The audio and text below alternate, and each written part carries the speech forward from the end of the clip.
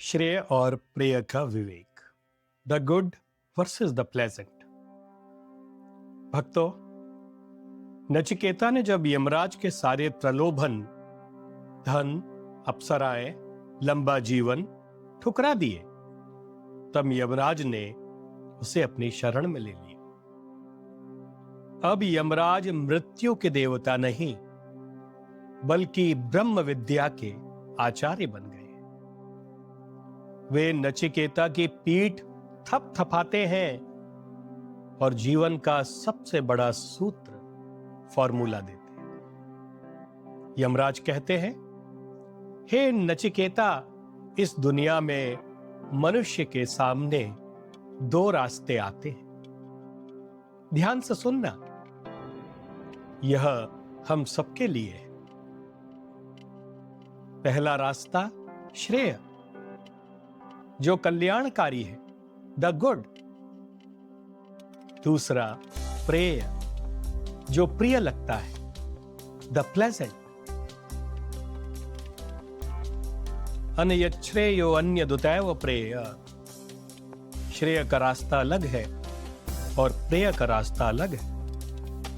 ये दोनों अलग अलग उद्देश्यों के लिए मनुष्य को बांधते हैं। इनमें जो श्रेय को चुनता है उसका कल्याण होता है, लेकिन जो प्रेय सुख को चुनता है वह अपने लक्ष्य से गिर जाता है। एक सरल उदाहरण समझिए। एक डायबिटीज मधुमेह के रोगी के सामने, डायबिटीज पेशेंट के सामने मिठाई रखी है और कड़वी दवा रखी है। मिठाई प्रिय है, जो जीभ को अच्छी लगती है, तुरंत सुख देती है, लेकिन बाद में दुख बढ़ाती है, रोग बढ़ाती है। दवा श्रेय है, कड़वी लगती है, लेने का मन नहीं करता, लेकिन परिणाम में वह स्वास्थ्य कल्याण प्रदान करती है। हमारा जीवन भी ऐसा ही है। सुबह जल्दी उठना और ध्यान करना श्रेय है, लेकिन रजाई ओढ़कर सोते रहना प्रिय है। जंक फूड खाना प्रिय है, सात्विक भोजन श्रेय है। यमराज कहते हैं, तौ संपरीत्य विविनक्ति धीरः। बुद्धिमान व्यक्ति धीर इन दोनों को तौलता है, जांचता है और फिर प्रेय को छोड़कर श्रेय को चुनता है। लेकिन मंदबुद्धि इंसान, वह केवल योगक्षेम, शरीर के सुख के लिए प्रेय को चुन लेता है। नचिकेता, तुम धन्य हो, तुमने प्रेय की जंजीरें तोड़ दी। तुमने अप्सराओं और महलों को लात मार दी। आज के जमाने में तो लोग थोड़ी सी रिश्वत मिलने पर ईमान बेच देते हैं, पर तुमने श्रेय को चुना। यमराज आगे कहते हैं कि दुनिया के अधिकतर लोग अविद्या में, इग्नोरेंस में जी रहे हैं। वे मोह माया में फंसे हैं, फिर भी खुद को बहुत बड़ा ज्ञानी समझते हैं। उनकी हालत कैसी है? उपनिषद का एक बहुत ही व्यंग्यात्मक, सार्केस्टिक उदाहरण उपनिषद देता है। अविद्यायाम अंतरे वर्तमान दंद्रव्याणाम पर्यंति मूढ़ा अंधेनेव नियमान यथांधः। जैसे अंधे के द्वारा ले जाता हुआ अंधा। कल्पना कीजिए, एक व्यक्ति जिसकी आंखों में पट्टी बंधी है, वह दूसरे पट्टी बंधे हुए व्यक्ति का हाथ पकड़कर रास्ता पूछ रहा है। दोनों का गिरना तय है। वैसे ही संसार के अज्ञानी लोग, जो खुद में शांत नहीं हैं, दूसरों को सुख का रास्ता बता रहे हैं। कोई धन में सुख खोज रहा है, कोई सत्ता में, कोई पावर में। यमराज कहते हैं, ये बार बार मेरे फंदे में फंसते हैं, मृत्यु में फंसते हैं। नचिकेता पूछता है, हे गुरुदेव, जो धर्म और अधर्म से परे है, जो कार्य और कारण से परे है, जो भूत और भविष्य से परे है, वह तत्व क्या है? यमराज मुस्कुराते हैं। वे कहते हैं, नचिकेता, तुम सीधे ब्रह्म की बात कर रहे हो। सुनो, सारे वेद जिस पद की घोषणा करते हैं, सारी तपस्याएं जिसकी ओर इशारा करती हैं, वह एक शब्द है, ओम। एतद्येव अक्षरम ब्रह्म। यह अक्षर ओम ही ब्रह्म है। यह अक्षर ही परम है। जो इसे जान लेता है, वह जो चाहता है उसे मिल जाता है। ओम कोई साधारण आवाज नहीं है। यह ब्रह्मांड का स्पंदन, वाइब्रेशन ऑफ द यूनिवर्स है।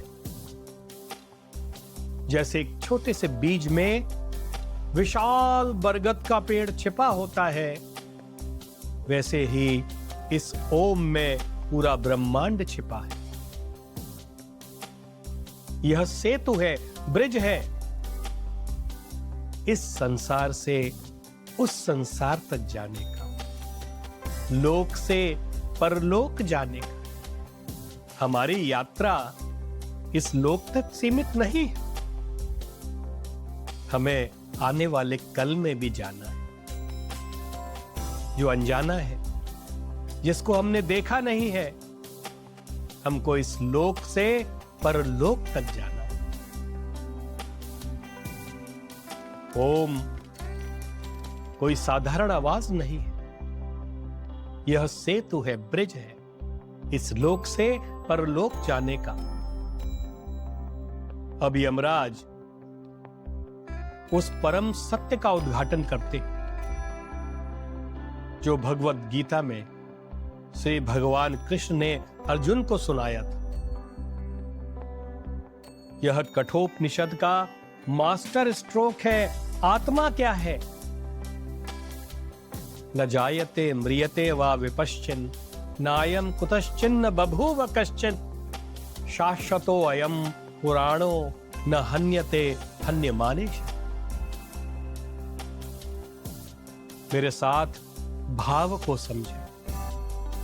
विपश्चित यानी यह चैतन्य आत्मा न कभी जन्म लेता है, न मरता है, न यह किसी से पैदा हुआ, न इससे कोई पैदा हुआ। यह अजन्मा, अनबॉर्न, नित्य, इटर्नल, शाश्वत, एवर लास्टिंग और पुरातन, एंशिएंट है।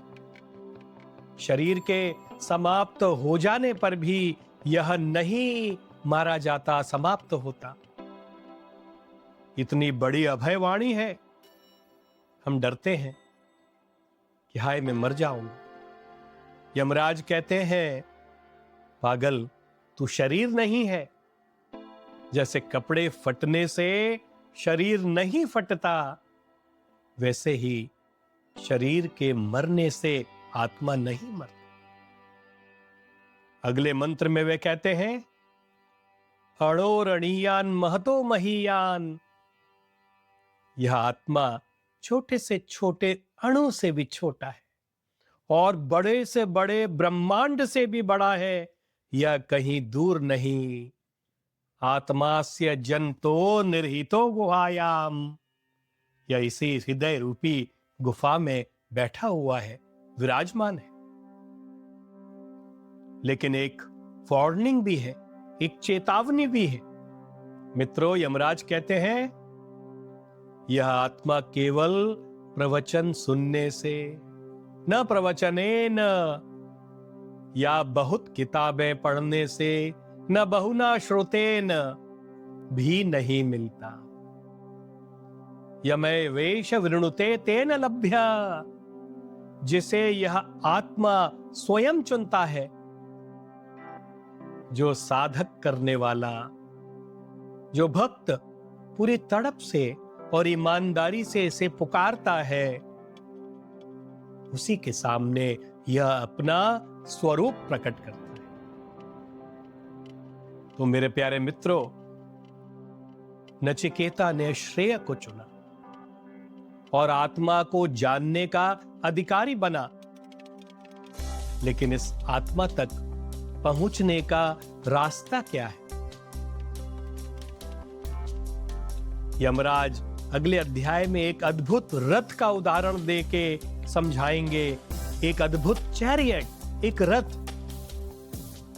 और वो बताएंगे शरीर को का उपयोग कैसे करना है,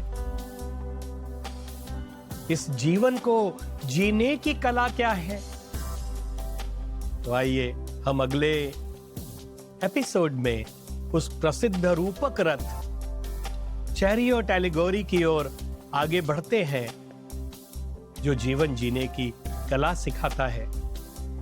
मैं मिलूंगा आपसे नेक्स्ट एपिसोड में। नमस्ते। अगर वीडियो आपको पसंद आए तो प्लीज लाइक करिए, कमेंट करिए, शेयर करिए। धन्यवाद।